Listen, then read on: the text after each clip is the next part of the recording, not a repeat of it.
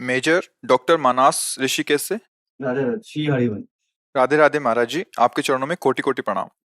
महाराज जी, मेरा प्रश्न ये है कि कार्य क्षेत्र में कभी कभार ऐसी परिस्थितियां आ जाती हैं कि मुझे दूसरे व्यक्ति के लिए कठोर निर्णय लेना पड़ता है, पर ऐसा करने के बाद मन अशांत हो जाता है। ऐसी हालात में मुझे क्या करना चाहिए? यदि धर्म संज्ञक कर्तव्य पालन के लिए कठोरता का बर्ताव किया जाता है तो भी पूजा ही है। समझ रहे? जैसे हमें सेवा मिली है, बहुत से जन शिष्य बने हुए हैं, कुछ विरक्त, कुछ गृहस्थ। अब हमें सूचना मिले कि आप अधर्माचरण कर रहे हैं, तो हमारे स्वभाव के विपरीत हमको प्रभाव दिखाना पड़ेगा। हमारा स्वभाव नहीं कटु भाषण करना, गुस्सा दिखाना, पर फिर हम नाटक करेंगे और आपसे ऐसा बर्ताव करेंगे कि आपको भय प्राप्त हो, अंदर से और बाहर से भी। अब आपने जिस मार्ग के लिए मुझे गुरु वरण किया, उस मार्ग में तुम्हें चलना ही पड़े। समझ रहे ना? ये हमारी सेवा है।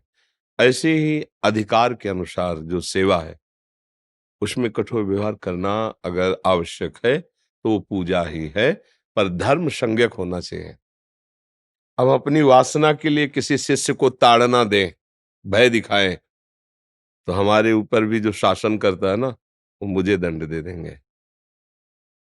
अगर मैं उससे भय दे करके और परम भय संसार से मुक्त करके भगवान के मार्ग के लिए शासन कर रहा हूं, तो ये हमारा कर्तव्य है कि वो मेरे भय से गंदे आचरण न करे, गंदा खान पान न करे, गंदा व्यवहार न करे।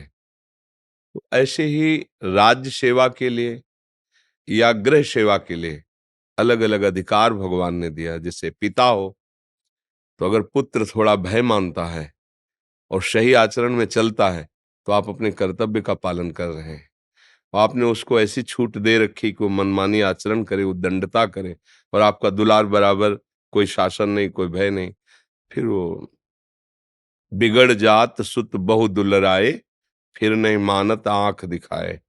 तो कर्तव्य पालन के लिए कहीं कहीं जैसे 4 नीतियां ना, शाम स्तुति के द्वारा, विनय के द्वारा कार्य। देखो, हम आपसे हाथ जोड़कर विनय करते हैं।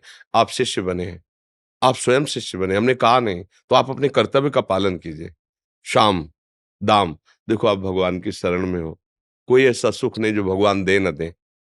आप प्रसन्न होकर चाहिए, आपको जो सुख चाहोगे मिलेगा। अधर्म आचरण मत कीजिए।